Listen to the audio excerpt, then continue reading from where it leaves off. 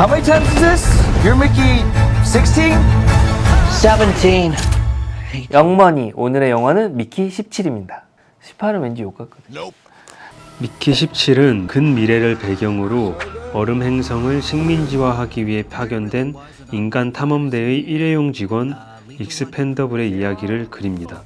익스펜더블이 된 미키는 17번 새롭게 프린트되고 17번째 미키가 죽은 줄 알고 프린트된 18번째 미키와 17번째 미키가 만나게 된다는 게 이 이야기의 핵심입니다. Wow.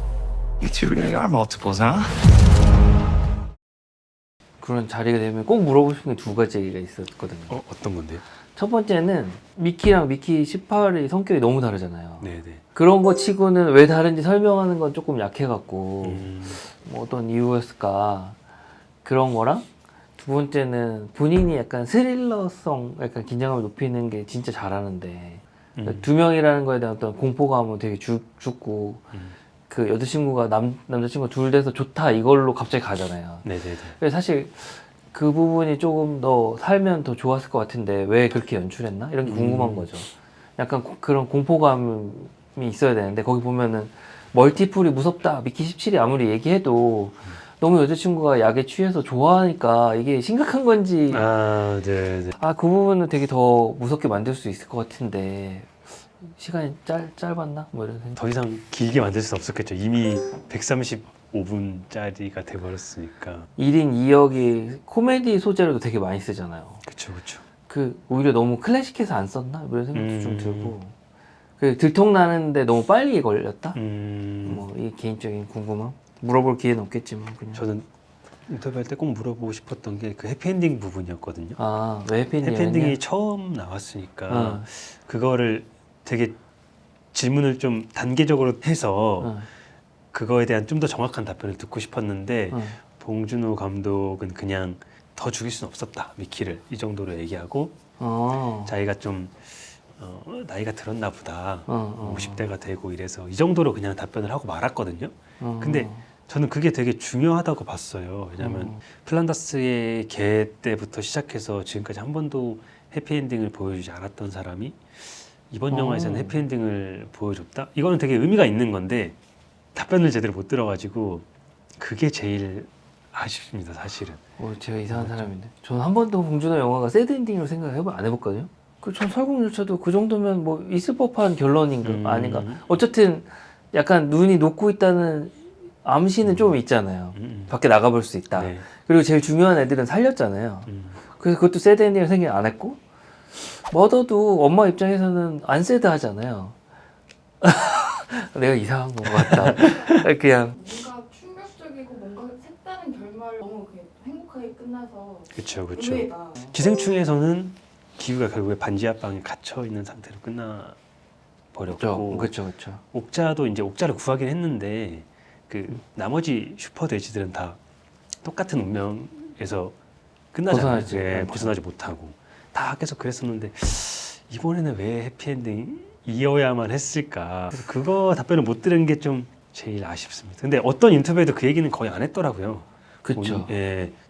웬만한 거 다 찾아봤는데 국내 언론 인터뷰에서는 그 얘기가 없어가지고 저는 그걸 봐서 그럴 수도 있어요. 나영석 프로에 출연한 봉준호 인터뷰를 보고 갔는데 예. 거기 그 얘기를 해요. 미키가 결국 자기가 어떻게 살아야 될지 모르잖아요. 그러니까 좀 뭐라 그러지 인생을 낭비하는 거잖아요. 익스펜더블처럼. 그렇죠. 예. 그랬는데 봉준호 딱 한마디 하잖아요. 영화 끝에 마지막에도 결국 잘 모르잖아 이렇게 얘기했거든요. 그래서 저는 그게 막 엄청 해피엔딩이라기보다는 그렇게 해석하더라고요. 그 꿈에서 그 일상과 독재자의 부인한테 노라고 강하게 얘기하는 게 그게 해피라고 해석하는 그 어떤 단초 중 하나잖아요. 본인이 의지를 가졌다. 네. 마지막에도 그 버튼을 미키가 누른 게 아니라 옆에서 뭐해 빨리 눌러 그래서 누르잖아요. 네네. 그러니까 어차피 우리가 인생이 결론이 없잖아요. 지금 지나고 보니까 이게 명확했다 이렇게 해야지. 맞습니다. 순간순간은 결국 불확실한 거잖아요. 그 진행형으로 끝났다 이렇게 생각해서 뭐 엄청 해피하다 생각 안 했거든요. 그냥 저는 개인적으로 제일 좋아하는 감독, 한국 감독 중에 봉준호 감독님 제가 개인적으로 보는 스타일이 마더 스타일 영화도 있고 뭐 살인의 추억도 있었는데 제 제3의 길이 생긴 것 같다. 그 영상 자료원에서 작년에 지금까지 나온 한국 영화 중에서 뭐 순위를 좀 이렇게 해서 네. 매겨서 좀 보내달라고 그런 적 있었어요. 네네. 제가 뽑은 탑10 리스트 안에 봉준호 영화가 2편은 들어갔던 것 같아요. 그 정도로 좋아하고 이번 작품도 당연히 좋았는데 네. 기생충의 충격에 비하면 사실 조금 약간 순한 맛. 약하겠죠. 순한 맛이었죠. 예. 확실히 봉준호 감독이 만드는 한국 영화하고 네. 영어로 만드는 영화는 차이가 있는 것 같아요. 확실히. 이게 좀 어떻게 생각하세요? 그렇게 진지하게 생각은 안 해봤는데 관상에서 아들이 죽어서 막 우는 장면을 보면 되게 한국적인 슬픔이거든. 부모가 갖는. 근데 그거를 뭐 마크 러팔로가 그렇게 우는 장면을 똑같이 울었다고 했을 때 그 느낌이 받아들이는 느낌이 조금 이렇게 나를 투영하기가 좀 어렵잖아요. 그 백인 배우한테. 네네. 그래서 느낌이 좀 다른 거 아닐까요? 그리고 그 어떤 영어 표현도 한국에서 주는 뉘앙스가 조금 다르잖아요. 그렇죠. 그래서 설국열차 보면 송강호가 나와서 막 씨부리는 표현은 되게 꽂히는데 예. 나머지 출연자들이 웃긴 얘기를 해도 조금은 그건 맞습니다. 예. 모국어 차이거나 혹은 배우에서 느껴지는 문화적인 차이 아닐까? 왜냐면 이번에 보면서도 약간 기생충 대비 되게 순한 맛이거든요, 영화가. 근데 영화 그쵸. 내용도 약간 그렇지만 노동자에 대한 뭐 어떤 시선이나 이런 게 녹아 들어갔다. 근데 기생충도 계급사회 뭐 이런 게 들어갔잖아요. 예. 거기서 풍기는 느낌하고 여기서 풍기는 어떤 사회적 메시지 느낌이 좀 더 먼 것 같다? 이게 그쵸. 배우가 한국인이 아니기 때문에 피부로 와닿진 조금 않죠. 예. 그렇게 그냥 심리적인 좀 거리감? 예. 그래서 그렇지 오히려 그쪽 문화권에서 보면 또 우리가 못 느끼는 포인트가 있지 않을까? 기생충 워낙 약간 충격적이어서 문화권을 떠나 이게 화시가 돼서 너무 땡겨져 있어서 괴로운데 한 번 더 당기잖아요. 그쵸.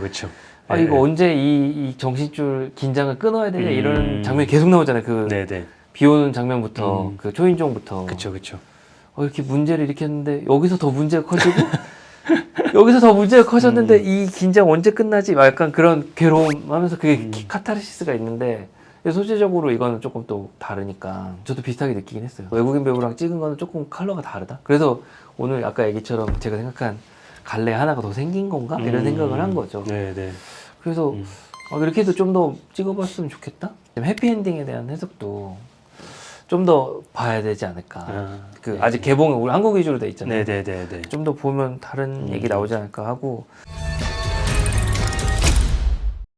그냥 연출적으로 좀 좋았던 장면들도 있어요. 명장면 이따 얘기할 거지만 클래스가 조금 확실히 다르다는 느낌은 있었어요. 그러니까 웬만한 그냥 할리우드 한국 영화도 포함해서 이 정도 퀄리티로 영화를 만든다는 거는 아무나 할 수 있는 건 아니다. 한 그런 되게 매끄럽다고 해야 되나? 영화가 그쵸. 굉장히 유려하게 이음새가 없이 싹 이어지는 느낌이 굉장히 인상적이었습니다.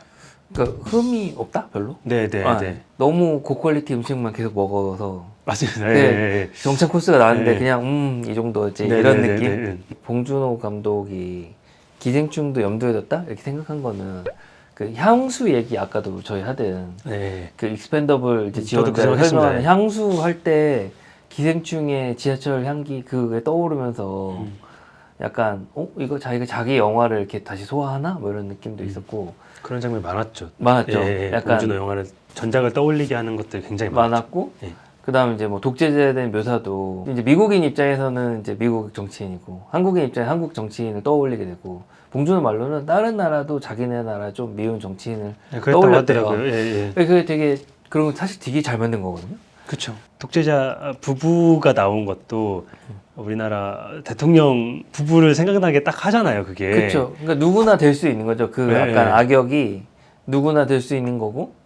그다음에 이제 좀 한국적인 게 많았죠. 뭐 종교 이런 것도 맞아요. 조금 한국인의 입장에서 이렇게 비춰볼 수 있게 모르겠어요. 다른 이제 컬처에서 또 그런 다른 의미가 있을 수 있을 것 같고. 한국 영화를 그냥 외국 배우들이랑 찍은 느낌이 있어요. 확실히. 약간 그 독재자 나왔고 TV 쇼 하잖아요. 네네네. 그런 게 되게 그럴 수 있겠다. 그 컨텐츠가 없으니까. 그렇죠. 그리고 약간 그 BJ들 방송하는 거랑 비슷하다 이렇게 생각했거든요. 명장면으로 넘어가 보면 저는 멀티플이 밝았을 때 군중신 이렇게. 군중씬. 예. 그 좀 역동적이죠, 진짜. 그 맞아요. 장면들이. 되게 자연스러웠어요. 예, 이럴 예. 수 있겠다. 예. 비명 지르고. 그러면서 긴장감이 확 올라가잖아요. 그때부터. 예. 기자님은 저는 근데 이게 다른 봉준호 감독 영화들에 비해서 딱 명장면이다 이게 좀 사실은 조금 없었거든요. 근데 그래도 저한테 인상적이었던 거는 미끼 프린트 될 때. 아 그게 저는 되게 껌껌이 좀 웃기게 나오잖아요. 네, 기억에 남아요. 비인간적이기도 하고 특히 이렇게 종이처럼 이렇게 이런 맞아요. 식으로 나올 때 이렇게 막 네, 그때 되게 좀 이상한 감정이 든다고 해야 되나? 한 장면을 통해서 되게 여러 가지를 보여준다라고 생각한다. 좀 예. 용광로 안에 이렇게 미키가 17하고 18이 번갈아 쳐다보는 장면이 이게 사실 뭐 감독의 영향도 있지만 배우가 너무 연기를 잘해서 둘이 다르다라고 느낄 수밖에 없는 그 연기나 상황이 너무 좋았다. 두 번째는 이제 최종 장면에서 그 외계인들이 막 뛰어다니면서 네네네. 그 이렇게 무리를 지른 그런 장면을 보면서 케빈 코스터나 나오는 늑대와 추물에 네네. 버팔로 사냥하는 그런 장면이 생각이 났어요. 그래서 거기도 원주민을 외부인이 만나는 거잖아요. 네네. 늑대와 추물에서는 버팔로 사냥이 이렇게 좀 친해지는 단계였던 것 같은데 여기 이제 뭐 갈등이 최정점인 거죠. 그런 장면이 생각나는 연출. 어떻게 동물들 뛰는데 되게 이렇게 살아있는 역동감 있게 되게 긴장감 있게 잘 찍었다? 뭐 이런 생각? 명장면 이렇게 뽑아볼 수 있을 것 같고 네. 경제적인 소재를 좀 못 뽑다가 마이너한 걸 딱 하나 뽑았는데 여기부터는 스포니까 영화의 그 사채업자 다리우스가 네네네. 티모를 협박해갖고 막 대사하는 것 중에 네가 얼마를 모았는지 모르겠지만 지구를 송금하는 비용이 진 빚의 절반 정도 될 거야 막 이런 식으로 얘기했을 때 궁금증이 지구로 돈 보내는 게 얼마가 들까 도대체 얼마 송금 수수료가 발생할 것인가 이 금융업자로서 송금 수수료도 중요하거든요. 그래서 첫 번째는 이걸 해보려면은 빚이 얼마였을까 네네네. 추론을 해봐야 되는데 빚이 그냥 뭐 추정컨대 마카로니 집이었고 둘이 일했다고 하니까 한 1억 원저리가 안 될까 1억 정도 빌렸을 것 같다. 빚은 그럴 것 같아요. 대충 제가 예전에 뭐 커피숍 하신 분 투자금도 그 정도였거든요. 그게 그 1억 원 한 번에 일시로 들진 않고 순차로 들잖아요. 처음에 돈이 네네, 안 벌리니까. 그쵸. 그랬을 건데 이 사채업자가 또 그것만 받았을 리는 없다는 거죠. 그러니까 엄청 말 안 되는 이자를 부과했을 거고 대충 사회에서 문제되는 게 뭐 두세 배가 됐다 결국 원금에. 이렇게 보면은 한 3, 4억 정도 됐을 거다. 그리고 그 영화 보면 초반에 그 사채업자가 돈 안 받아도 되고 약간 스너프 필름 같이 그렇죠. 예. 스너프 필름이 20억, 30억일 리는 없거든요. 그 이자 수준은 한 3억 정도로 추론해 볼 수 있다. 그럼 지구로 이제 돈을 보내는 걸 해보자. 근데 제가 개인적으로 궁금한 게 우주정거장에 있는 우주인들은 어떻게 돈 거래를 할까? 돈 거래 생길 수 있잖아요. 그렇죠. 챗GPT 통해서 찾아보니까 한국에 미리 지구상에 은행이랑 해놓은 게 있고 글로 월급도 받고 거기를 통해서 한다는 거예요. 이건 해결책이 아니고 그 먼 우주에서 보내려면 돈이 얼마가 들까? 지금 보면 그 뭐 우주에 송신할 때 어쨌든 지구보다는 돈이 많이 든대요. 그렇죠. 뭐 대충 1기가에 뭐 $10,000니까 한 1,000만 원 정도? 보내는 용량이 송금 데이터는 사실 조그만 거거든요. 그렇죠. 그러니까 그것도 큰 돈은 안 될 것 같다. 그러면 이제 결국 수수료를 먹는 건데 은행들이 먹는 수수료가 국제 송금은 한 뭐 1에서 5%까지도 매긴다고 하더라고요. 말도 안 되는 금액은 아닌데 아주 저렴한 건 아니거든요. 송금 수수료가. 그러니까 이렇게 보면 어쨌든 4년 반을 날라갔으니까 엄청 비쌀 것 같다. 그래서 또 생각을 해본 거죠. 그 은행의 송금 수수료를 없애는 방법이 뭐가 있을까? 뭐가 있을 것 같으세요? 은행의 송금 수수료. 은행을 안 쓰는 테크닉을 쓰는 거죠. 그래서 그렇게 보면 요새 막 많이 사람들 관심 가졌던 비트코인 기술 쓰면 블록체인 기술 가장 큰 장점은 중간 마진을 좀 지워줄 수 있어요. 그래서 그렇게 보면 이게 지금 뭐 비트코인에 대해서 뭐 여전히 회의적인 입장도 많지만 테크니컬하게만 봤을 때는 블록체인 기술을 활용해서 이게 효용성이 있다. 예. 이런 개인적인 결론? 이렇게 생각한 배경이 하나 있어요. 중국이 그런 전자화폐에 관심이 많거든요. 네. 제가 들은 얘기인데 많은 이유가 뭐냐면 미국의 달러 패권을 위협하고 싶은데 현재 위안화로는 장점이 없는 거야, 특별히. 그렇죠. 네. 근데 전자화폐화를 위안화를 시키면 송금 절차가 엄청 간단해진대요. 지금 예를 들면 뭐 무역할 때 물건을 실으면 송금증 같은 거 받아서 네네네. 은행에 그걸 주고 은행이 그래서 그런 걸 확인한 다음 지불 절차를 하기 때문에 좀 텀이 생기거든요. 전자화를 시키면 확실히 곧바로. 물건을 받았다면 바로 줄 수가 있는 거죠. 네네. 개인적으로 재밌었던 거는 한국에 달러 거래가 생기잖아요. 환전도 하고. 그게 실제로 은행에 있는 달러를 기반으로 하는 거예요. 그러니까 원화는 약간 전산적으로만 하는데 아, 네. 외화는 그 돈이 한국에 있어야 돼. 그 은행에 있어야 돼. 실제 지폐가.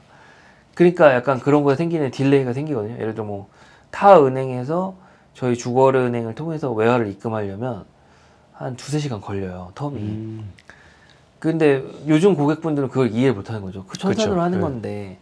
근데 확인하는 프로세스가 많이 생기는 게 진짜 외화가 나중에 옮겨가야 되니까 그럼 담당자들 확인하는 절차가 좀 많아요. 이거는 완전히 100% 전산이 아니고.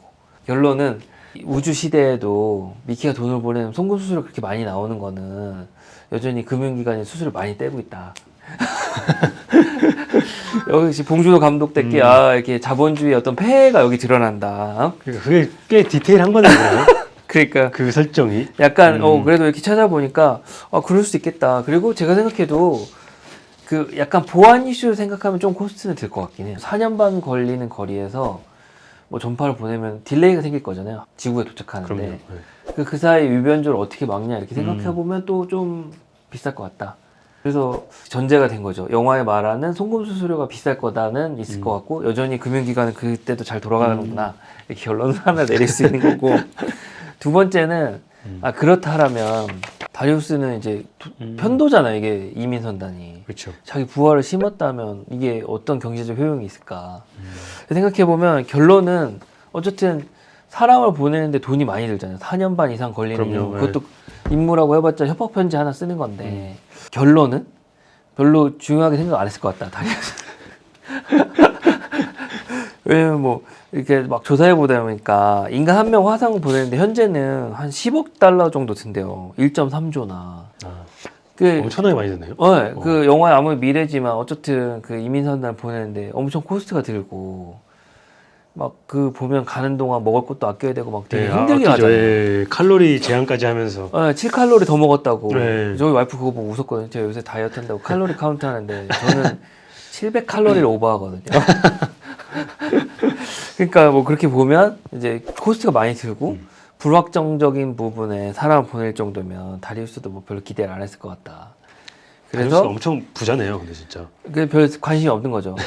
그래서 결국은 마지막에 이제 티모가 그 협박범이랑 싸워서 이기잖아요. 네. 당연한 결과다. 변변치 않는 애를 보냈을 가능성이 높다. 그래서 티모가 걱정한 대로 그 스넘프 필름 굳이 보내지 않아도 다리우스도 별 방법이 없지 않았을까. 되게 몇 빠지네. 이게 좀 더 살렸어야 되는데 되게 많이 생각했는데. 근데 여기 뭐 제가 준비할 때 보면 되게 구체적으로 보면 뭐 그 우주선에 몰래 자기 직원을 넣으려면 네네. 약간 뇌물 주거나 불법적인 거. 여기 소설에는 약간 그런 식으로 나오나 봐요. 그러니까 뒤 친분이나 이런 걸 통해서 뒷거래를 갔다. 티모가 하는... 거기 영화에서는 마치 뭔가 재주가 있는 것처럼 했지만 그쵸, 네. 사실 그 유명한 운동을 했던 친구인가 그래가지고 뭐 이렇게 약간 아부성을 해서 들어갔다는 거예요. 그래서 결국 그렇게 보면 얘도 비정상적으로 갔을 거고 그 뭐 위조 서류나 이런 걸 하면 적어도 꽤 돈이 1억 이하에 꽤 돈이 들었을 거라는 거죠. 뭐 브로커도 써야죠, 위조도 해야 되죠. 뭐 그렇죠, 그렇죠. 결국 다리우스 별 생각이 없었다 이거야. 이런 결론을 갔어야 되는데 너무 생각을 너무 많이 했나 봐 중간. 하여튼 자매 비용 대비 가성비가 떨어지고 그렇게 보면 티모가 이길 수 있는 충분히 변변치 않은 친구가 온 거고 결국 티모가 오버해서 떨었다. 챗GPT랑 얘기하다가 얘가 이런 표현을 쓰더라고요. 돈과 우주의 연결, 미키의 절망적인 경제학. 미키가 자기 신분을 바꿀 수 없다는 거예요. 아무리 재프린팅이 돼도 네네. 계속 착취되는 노동자라는 거죠. 뭐 돈을 벌었다는 얘기는 하나도 안 나오잖아요. 그쵸. 노예랑 뭐가 다르지? 약간 그런 느낌이었고 미키가 2명일 때 여자친구랑 다른 여자랑 대화하는 장면이 있는데 다른 여자가 미키가 2명이 됐으니까 1명씩 나눠 갖자 할 때 제가 약간 합리적인 얘기인데 이렇게 했는데 저도 이미 미키를 물건으로 생각한 거죠. 나눠 가질 수 있는. 그렇죠. 근데 그 여친은 둘 다 내 거야 할 때 처음에 저는 욕심 여친구 욕심이 이렇게 무섭구나. 노예가 2명이 됐구나. 근데 또 생각해보면 내가 사랑하는 객체니까 나눌 수가 없는 거죠. 그냥 처음부터 끝까지 인간적으로 미키를 사랑해주는 약간 역시 나는 좀 타락했구나. 미키를 물건으로 보고 그러니까 그 물건으로 보는 그 관점이 되게 중요한 것 같아요. 이 영화에서 미키가 프린트 된다는 것 자체가 맞아요. 물건이라는 의미이기도 하고 실험용 쥐처럼 막 이렇게 맞아요. 다루는 건 또 어떻게 보면 동물처럼 다루는 거고 미키라는 존재의 이 영화의 모든 의미가 다 좀 담겨 있는 인상을 많이 받았습니다. 아, 그래서 정말 미키는 싼가 또 생각을 해본 거죠. 그렇게 함부로 쓸 만큼 어디까지나 이거는 챗GPT랑 통해서 한 거라 뭐 인간의 구성 요소를 한 70kg 성인으로 봤을 때는 뭐 산소, 탄소, 수소, 질소 이렇게 들어가더라고요. 뭐 결국은 이 원소만 그냥 추출했을 때는 가격이 그렇게 안 비싸더라고요. 한 17만 원 정도밖에 안 돼요. 이걸만 갖고 그냥 인간이 출력되는 게 아니니까 실질적으로 봤을 때는 현재로는 배양해서 키우는 거거든요. 세포 배양을 하는 거는 이거는 엄청 비싸요. 지금 보면 줄기세포 1리터당 1000에서 5000달러니까 뭐 700만 원? 뭐 이렇게 드는 거죠. 배양만. 네네네. 근데 이게 배양으로 끝나는 게 아니라 또 성장을 시켜야 되잖아요. 그리고 뭐 장기를 인공호흡 하는 것도 뭐 5천만 원 막 이렇게 하면은 결국은 사람 하나 출력하는데 뭐 이것저것 다 하면 10억에서 뭐 많게는 현재는 100억도 드는 거고 거기 보면 막 출력하는 게 좀 종이처럼 이렇게 나오지만 네. 결국은 되게 전기나 이런 부속 부분이 많이 들 것 같은 거죠. 결국 에너지는 총량의 법칙이 있으니까 아주 아무것도 없이 만들어지는 게 아니잖아요. 그렇죠. 그리고 또 하나는 거기 보면 뭐 이렇게 뭐 유기물 다 버려서 추출해서 만든다. 그렇지만 그것도 한계가 있을 거거든요. 인간들이 버리는 게. 그 우주선에서 순환 경제인데 네네. 뭐가 무에서 유가 창출되지 않는 한 미끼 뽑으려면 어쨌든 쥐어 짜야 되잖아요. 네. 그래서 저 이런 의문을 갖고 있었는데 약간 소설에서는 죽은 미끼 시체가 있어야 된다는 부분이 있대요. 실질적으로 아주 싸지는 않을 것 같다. 결국은 영화에서처럼 막 그렇게 함부로 막 쓰잖아요. 그러니까 미끼를. 예. 굉장히 소중하게 활용하고 소중하게 다뤄야 될 물건일 정도의 가치는 있는 건데 약간 그런 생각을 했습니다, 저도. 그래서 그 경제적으로 봤을 때 옳지 않다. 제가 그 독재자였으면 화를 냈을 거예요. 얼마를 소모하느냐. 실칼로리도 못 먹게 하는데 미끼 하나 출력하려면 그러니까요. 엄청난 칼로리 들 거 아니에요. 차라리 로봇을 쓰는 게 싸다. 인간을 인간답게 대하는 이면에는 경제적인 이유도 있거든요. 그리고 딱 하나 로봇보다 좋은 거는 미키가 좀 경험을 갖고 다시 태어난다. 근데 이제 그것도 생각해볼 문제죠. 미키가 그렇게 똑똑한 사람을 보이진 않으니 요즘 AI 보면은 로봇가 더 똑똑할 수도 있거든요. 미키보다. 뭐 그렇게 보면 생각보다는 영화적인 그런 또 허용으로 봐야지 실제로는 그쵸. 출력하는 게 싸지 않을 것 네. 같다. 이런 생각을 했죠. 계속 복제된 미키가 연속된 미키 한 명을 볼 수 있냐. 이 영화의 메인 주제거든요. 그래서 이건 그냥 재미로 생각해 본 거죠. 저는 영화의 봉준호 감독이 보여주는 결론은 딱 있었다고 생각하거든요. 이 질문에 대한. 기자님 어떻게 생각하세요? 계속 출력 미키가 되잖아요. 네네. 1번 미키랑 17번 미키랑 동일이냐라고 질문을 던진다면 같은 미키였냐? 저 그 부분에 대해서는 그렇게 깊게 생각을 안 해보긴 했는데 당연히 같은 미키라고 생각을 하죠. 하고 합니다. 예. 그 기억을 가지고 있고 또 성격이 뭐 17과 18이 특히 다른데 그렇다고 해서 다른 미키라고 생각은 그렇게 안 들더라고요. 같이 본 이제 제 와이프는 그래서 18의 성격이 달라진 걸 받아들이기 좀 힘들었대요. 똑같은 미키인데 왜 18만 성격이 이상하지? 요거였고 뭐 물론 이제 거기 보면 이렇게 출력할 때 좀 실수를 해서 달라질 네네네. 수 있는 힌트는 주는데 네. 그래도 기억이 같으면 동일해야 되지 않냐 이런 거였고 저는 그 봉준호 감독 의도는 다른 사람이다 다 18명이 가장 큰 근거는 그거였어요. 미키 17이 한 번도 죽는 게 무섭지 않았는데 다시 내가 이어진다고 생각해서 너를 보니 나는 이제 소멸한다라고 생각했다. 이 표현이 각각 다른가? 이런 생각을 해본 거죠. 기억은 같을 뿐이지만 영적인 소울은 각각인가? 이런 생각을 해본 거고. 설명이 나오는 게 완벽하게 같진 않다라고는 조금 이렇게 그런 그쵸. 식으로 나오긴 하죠. 예. 근데 원래 이게 우리 영화가 시작할 때 전제는 동일인이 계속 그쵸, 이어진다고 그쵸. 보는 예. 거였잖아요. 근데 사실 아니었던 건가? 이런 거고. 테세우스의 배 이런 얘기랑 같은 거죠. 계속 어떤 물건이 있을 때 부분 덧칠해서 새 거로 교체했을 때 예전 부분이 하나도 안 남았을 때 그게 동일하냐 이런.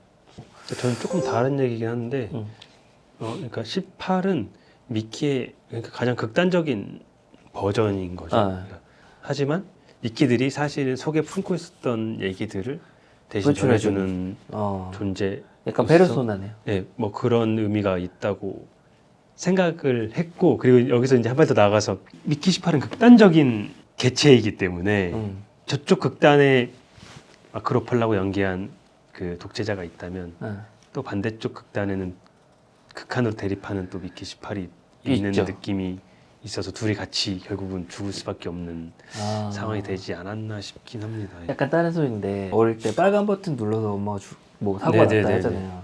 그 마크 러팔로가 폭탄 그 버튼을 만든 거에 17이 빨간색이에요. 그 18을 눌러서 하얀색이거든 18을.